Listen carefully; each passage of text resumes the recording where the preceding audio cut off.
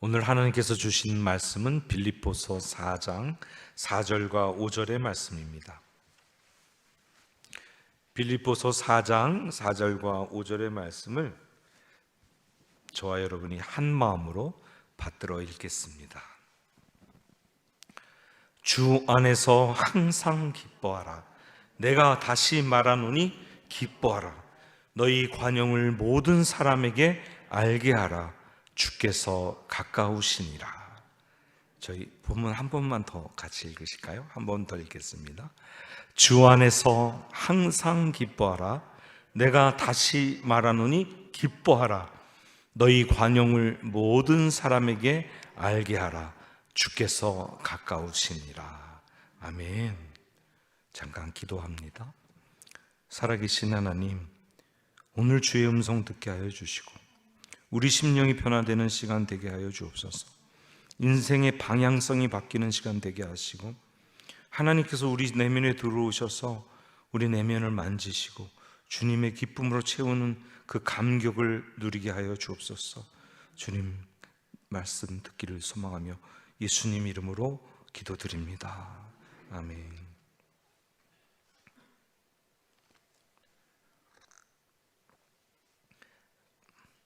앞의 내용이랑 연결되기 때문에 빌립보서 지금까지 무슨 이야기를 했는지 잠깐 살펴보겠습니다. 유럽의 첫 교회인 빌립보 교회에 바울이 투옥되어 있는 상황에서 자기를 걱정하고 돌보는 빌립보 교회에 대해서 감사와 격려의 편지를 보내는데, 그들에게 자신의 감옥에 갇힌 것이 복음이 패배한 것이 아니라는 것이죠. 오히려 진보를 가져왔다 선언하면서 진짜 중요한 것, 내가 살거나 죽거나 감옥에 있거나 다시 나가거나 이것보다 더 중요한 것은 빌립보 교인 여러분들이 그리스도의 복음에 합당하게 사는 것이다 라고 말합니다. 이 땅에 있는 하나님 나라의 백성으로, 이 땅에 하나님 나라 식민지 또는 하나님 나라의 특별 도시에 사는 하나님 나라 백성으로 하나님 백성답게 살아가면서 용기를 가지라고 격려합니다. 그러면서 믿는 사람에게는 고난이 필연적이니까 고난 받을 각오도 하라고 말합니다. 겸손과 헌신적인 사랑으로 교회 내에서 하나가 되고 화합을 이루라고 말하는데, 그렇게 겸손함과 사랑으로 하나 되는 방법은 예수 그리스도의 마음을 품어야 한다고 말합니다. 그러면서 예수 그리스도의 장성한 분량까지 자라도록 영적인 성장과 성숙을 지속적으로 하면서 원망과 시비가 없이 사랑의 공동체를 이루어가고, 그로 말미암아 이 거스르고 패역한 세대에 빌립보 교인들이 빛과 소금으로 나타나라고 명합니다. 3장부터 분위기가 바뀌어서 유대교의 율법주의자들과 자유주의자들, 곧 반도덕주의자들의 영향으로 복음의 신앙이 흔들리는 것을 경계하면서 두 전선에 동시에 전쟁을 수행하는 용사처럼, 군사처럼 빌립보 성도들이 복음의 원수들인 이들과 싸움을 싸워야 한다는 것을 말합니다. 그러면서 자신에게 있어서 예수 그리스도라는 짓이 가장 고상하기 때문에 이전 것은 다 배설물로 여기고 그리스도 예수 안에서 하나님께서 위에서 부르신 그 부름의 상을 위해서 표대를 향하여 다름박질한다고 고백합니다. 그러면서 하는 말이 나를 본받아라. 십자가의 원수로 살지 말고 하늘나라 시민답게, 우리 시민권이 하늘에 있으니까 위의 것을 바라며 살아가라고 당부합니다. 그렇게 3장이 마무리되고 이제 4장으로 들어와서 지난번에 함께 나눴던 말씀이 나의 사랑하는 형제들이여 이와 같이 주 안에 서라고 말씀합니다. 여기서 주 안에 서라는 말의 두 가지 큰 의미는 끝까지 순종하는 믿음을 지키라는 것이고, 두 번째는 주님께서 주신 능력으로 견고하게 서라는 것입니다. 이렇게 견고하게 서는 첫 번째 방법이 지난주에 나왔던 주 안에서 같은 마음을 품으라는 것입니다. 그러면서 두 사람을 소개했죠. 순두개와 유오디아 이 권사님들 뭔가 마음에 어려움인데 도와라, 같은 마음을 품도록 하라고 하는 것이고, 오늘 이어지는 주 안에 서는 두 번째 방법과 세 번째 방법입니다. 두 번째가 주 안에서 항상 기뻐하라는 것이고, 세 번째가 관용하라는 것입니다. 오늘 4절을 다시 한번 읽어보면, 함께 읽으실까요? 주 안에서 항상 기뻐하라. 내가 다시 말하노니 기뻐하라. 기뻐할 것을 강조하고 있죠. 반복은 강조입니다. 세상은 기쁨에 대해서 상황과 환경, 조건이 맞춰질 때 얻어지는 감정으로 생각합니다. 그런데 오늘 말씀을 보면 분명히 주 안에서 항상 기뻐하라고 말했으니까 어떠한 상황 가운데서도 기뻐하라는 이야기죠. 그렇죠? 항상이 어느 때는 기뻐하고 어느 때는 기뻐하지 않는 것이 아니고, 내 상황과 형편, 처지와 조건, 그것과 상관없이 언제나 기뻐하는 것이 항상이라는 말이 들어갔기 때문에 맞는 것이죠. 그렇죠? 아멘이십니까? 네. 아닌 분들도 계신 것 같아서 아멘이십니까? 아멘. 네. 어떠한 상황 가운데서 기뻐할 것을 강조하는데, 특히 그리스도인이 즐거움뿐 아니라 슬픔과 어려움을 주는 그런 상황에 직면했을 때도, 곤란과 손실과 시련의 상황에서도, 억압과 어려움 상황에 있을 때도 기뻐하라는 것입니다. 왜 그럴까요? 왜냐하면 기쁨은 상황과 환경에 따른 것이 아니라 하나님께서 주시는 것이기 때문입니다. 영원하신 하나님께서는 누구도 흔들 수 없는 기쁨을 주셨기 때문에 항상 기뻐할 수 있습니다. 영이신 하나님께서 주시는 기쁨이기에 영적인 기쁨을 그리스도인 삶 가운데서 누리고 기뻐할 수 있다는 얘기입니다. 여기 오늘 본문에 보면 주 안에서 기뻐하라고 하는 이 말에는 기쁨의 근원이 주님께 있다는 것을 말해주고 있습니다. 주 안에서 엔퀴리오, 이 말은 기쁨의 원천이 예수 그리스도이심을 말해주는 것이죠. 그러므로 그리스도인들은 그리스도로 말미암아 어떤 상황 가운데서 기뻐할 수 있는 충분한 근거가 되는 것입니다. 기뻐하라는 말씀을 묵상하다 에스라 수문 앞 광장의 집회를 떠올리게 했습니다. 느헤미야 8장에 보면 유대인들이 바벨론에서 귀환해서 성전을 건축하는데 중간에 한참 못 짓다가 다시 건축하고 나서 수문 앞 광장에 7째 달 초하루 나팔절을 말하는데요, 나팔을 불어서 대속죄를 준비하는 절기였습니다. 학사 에스라가 여호와의 말씀을 가지고 와서 모세의 율법책을 수문 앞 광장에서 새벽부터 정오까지, 새벽은 6시 정도를 말하고요, 정오는 12시니까 6시간을 남자나 여자나 알아들을 만한 모든 사람 앞에서 읽었습니다. 백성이 귀를 기울였는데 율법을 낭독하고 그 뜻을 해석해 주는데, 그것을 깨닫는 백성들이 그 자리에 엎드려서 통에 자복하고 우는 거예요. 그 말씀이 찔렸겠죠. 자신들이 70년간 포로 생활했던 것이 율법을 떠난, 하나님 말씀을 떠난 자기들 때문이라는 것을 깨달았겠죠. 그러면서 통에 자복하는데 총독 느헤미야와 학사 에스라가 오늘은 하나님의 성일이니 슬퍼하지 말고 근심하지 말고 여호와로 인하여 기뻐하라고 말합니다. 여호와를 인하여 기뻐하는 것이 너희의 힘이라고 말합니다. 여호와를 인하여 기뻐하시는 것이 여러분의 힘입니다. 여러분의 능력됩니다. 아멘. 사단은 우리에게 계속해서 기뻐하는 것보다 염려, 걱정을 심어주려고 해요. 왜요? 그러면 우리의 시선이 하나님을 향하지 못하고 염려와 걱정, 문제 해결해야 될 그런 것에 빼앗기게 되니까 사단은 하나님 앞에 나가는 걸 막고 싶거든요. 어떻게 하든지 하나님과 연결되게 하고 싶지 않으니까 우리의 마음을 속이고 염려와 걱정거리가 부각되게 해줍니다. 그러나 사랑하는 성도 여러분, 어떤 염려나 걱정이나 문제보다 크신 분이 우리 하나님이심을 믿으시기 바랍니다. 아멘. 이 말을 그대로 직역하면 여호와께서 백성들의 방파제 또는 보호자가 된다는 뜻입니다. 그러므로 백성들이 근심하지 않고 기뻐해야 할 수 있는 이유가 바로 여호와 하나님 때문인 것이죠.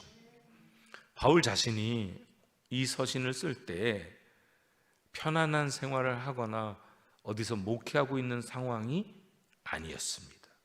로마 감옥에 갇혀서 투옥돼서 어려운 형편이었습니다.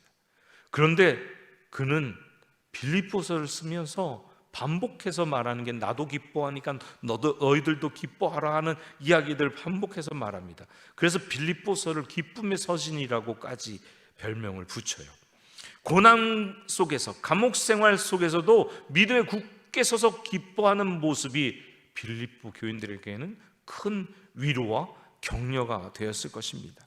그러면서 그 기뻐하라고 강하게 명령하고 있어요. 기뻐하시죠? 기뻐하면 어떨까요?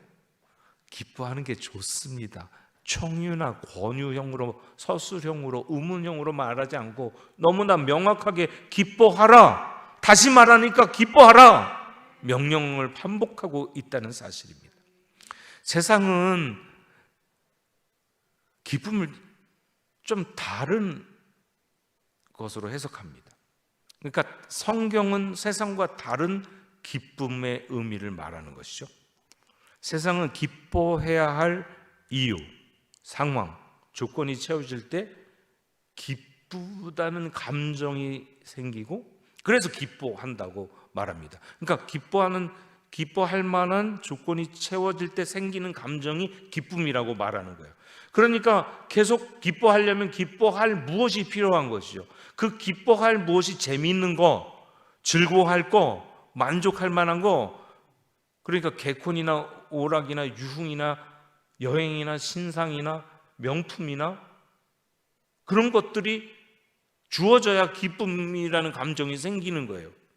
그런데 오늘 본문에 좀 아까도 말씀드렸지만 항상 기뻐하라고 말하니까 상황, 조건, 이유 이런 것들은 아무 상관없이 기뻐하라는 것이죠. 조금 다르게 말하면요, 기뻐하는 행동을 통해서 기쁨이라는 감정이 온다고 말하는 겁니다. 지금 이해가 되십니까? 세상 사람들은 기뻐할 만한 무엇이 있고 그것이 나의 마음을 만족시키니까 기쁨이라는 감정이 생기고 기뻐하는 행동이 나오는데 성경은 뭐라고 말하냐면 기뻐하면 기쁨이라는 감정이 우리에게 찾아온대요. 반대 얘기를 하고 있는 거죠. 기뻐하는 행동을 통해서 기쁨의 감정이 온다고 말합니다. 왜요? 기쁨은 하나님의 선물이기 때문입니다. 하나님의 선물일 뿐 아니라 성령의 열매이기 때문입니다. 그리스도인에게서 기쁨은 하나님께서 주신 것이에요. 하나님께서 이미 받았기 때문에 우리는 그것을, 기쁨을 받았기 때문에 그것을 누리면 되는 거죠. 행함으로 그것을 활용하면 되는 것입니다. 백성을 향한, 하나님 백성을 향한, 하나님의 자녀를 향한 하나님의 뜻은 기쁨입니다. 성경은 하나님께서 기뻐하시는 하나님이시며 하늘은 영원한 기쁨의 장소라고 표현하고 있습니다. 스바냐서 3장 17절에 하나님은 우리로 말미암아 기뻐하시는데 함께 읽어보실까요? 너의 하나님 여호와가 너희 가운데에 계시니 그는 구원을 베푸실 전능자이시라. 그가 너로 말미암아 기쁨을 이기지 못하시며 너를 잠잠히 사랑하시며 너로 말미암아 즐거이 부르며 기뻐하시리라 하리라. 아멘. 누구 때문에? 나 때문에. 한번 이렇게 자기 가슴에 손, 나 때문에 하나님 기뻐하신다. 아멘. 지난 주일 온 가족이 어린아이부터 어르신까지 다 모여서 이 자리에서 예배 드릴 때 이원희 목사님께서 저희를 깜짝 우통을 벗으시고 예수님이 안으시는 그림을 붙이고 나와서 우리에게 기쁨을 주고 즐겁게 해주셨는데, 그걸 딱 보면서 맞아, 사실 말씀을 준비하고 있을 때 이 본문을 가지고 있었거든요. 묵상하고 있는데 하나님이 저렇게 안으시면서 너무 기뻐서 안아주시는 거야. 아멘. 오늘 이 자리에 오신 한 분 한 분 하나님께서 그렇게 안으시며 기쁨을 주체하지 못하실 것을 믿습니다. 시편 16편 1절에는 주님 앞에 충만하고 영원한 기쁨이 있대요. 함께 읽어볼까요? 주께서 생명의 길을 네게 보이시리니 주의 앞에는 충만한 기쁨이 있고 주의 오른쪽에는 영원한 즐거움이 있나이다. 하나님 앞에 있는 기쁨이 바로 우리에게 주어지는 것이죠. 그것을 예수님께서는 뭐라고 말씀하셨냐면, 요한복음 15장 11절 한번 읽어보시죠. 함께 읽습니다. 내가 이것을 너희에게 이름은 내 기쁨이 너희 안에 있어 너희 기쁨을 충만하게 하려 함이라. 예수님의 기쁨을, 곧 하나님의 기쁨을 우리 안에게 주셔서 우리 안에 기쁨이 충만하게 하시겠다고 말씀하십니다. 뿐만 아니라 요한복음 17장 13절에 이렇게 기도해요. 지금 내가 아버지께로 가오니 내가 세상에서 이 말을 하옵는 것은, 지금 마지막 대제사장적인 기도를 하고 계신 상황이에요. 그들로 내 기쁨을 그들 안에 충만히 가지게 하려 함이니이다. 여러분 안에 주님이 주신 기쁨이 벌써 있으셔요. 그것을 깊이 파묻어 둘 것인지 활용하실 것인지는 여러분의 선택에 달려 있습니다. Choice is yours. 선택은 여러분의 것이에요. 기뻐하시겠습니까? 염려하고 걱정하시겠습니까? 오늘 바울은 반복해서 주 안에 서는 것이 기뻐하는 것이라고 강조하고 있습니다. 그러고 보면 기쁨은 우리를 위한 것, 나를 위한 것입니다. 한번 옆 사람에게 말씀해 주시겠어요? 기뻐하세요. 또 다른 사람에게 기뻐하세요. 주 안에서 기뻐하세요. 사랑하는 성도 여러분, 여러분의 삶이 어떠할지라도 주 안에서 기뻐하시기를 축복합니다.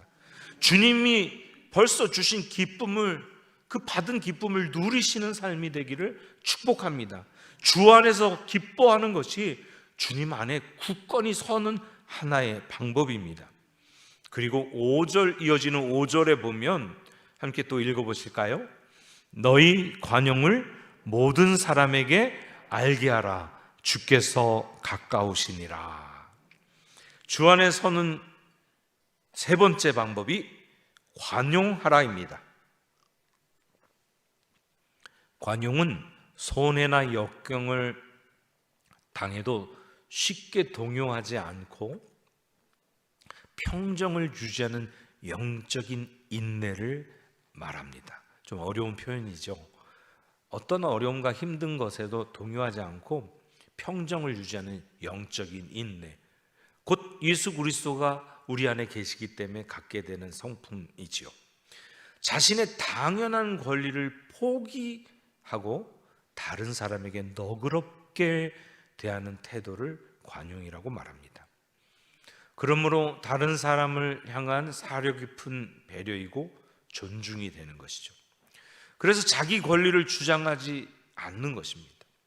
이것은 예수 그리스도의 인격적 특징이기도 합니다. 그러므로 주 안에 있는 사람, 주를 닮아가는 그리스도인, 주님을 따르기 원하는 사람은 자연스럽게 주님의 성품, 예수님의 성품을 닮아 관용을 베풀게 됩니다. 바울은 이런 태도가 특정 그리스도인에게만 나타나는 것이 아니라 그리스도인이 아닌 불신자들, 심지어 자기를 핍박하는 사람까지 포함해서 모든 사람에게 관용해야 된다고 말하고 있습니다. 그리스도인의 삶은 관대함으로 특징 지어져야 합니다. 이런 특성은 너무나도 중요한 것이기 때문에 동료 신자뿐 아니라 모든 사람에게 발견되어지고 인정되도록 빌립보 교인에게 요구하고 있는 것입니다. 이러니까 2000년 전에 빌립보 교인에게 요구하는 것처럼 들리시잖아요. 조금 다시 말할게요. 관대함은, 모든 사람에게 관용을 베푸는 것은 너무나 중요하기 때문에 우리 교회 안에 있는 성도들뿐 아니라 우리 교회 밖에 있는 사람들에게도 인정돼야 한다고 수원성결교회 교인들에게 요구하는 것입니다. 바로 우리들에게 관용을 베풀라고 요구하고 있는 것입니다. 사랑하는 우리 수원성결교회 성도 여러분, 여러분 안에 관대함이, 관용이 나타나고 있으십니까?